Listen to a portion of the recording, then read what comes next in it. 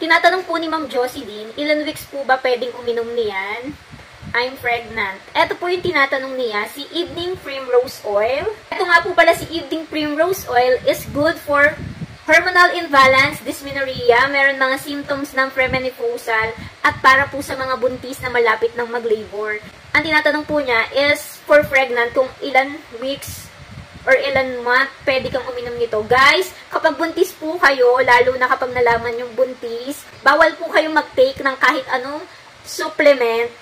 Pera na lang kung ire-reseta po iyon sa inyo ng OB nyo. Kasi nga po, inaalagaan natin si baby, kaya dapat yung mga tinetake po natin is mga reseta lang po sa atin ng OB natin. Ito po si Evening Primrose Oil, hindi po to pwedeng inumin basta-basta, lalo na kung preggy ka. Dapat po, meron tong reseta ng OB natin dahil siya po yung magsasabi kung kailan to ititake. Usually kasi po, tinitake lang po ito kapag malapit na talagang mag-labor o kapag malapit nang ilabas si baby.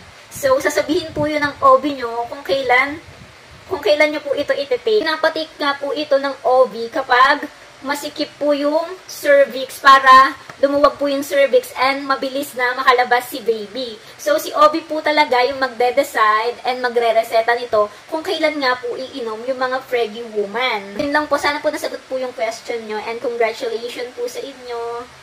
Yun lang po. Thank you for watching. Kating-ting. Bye!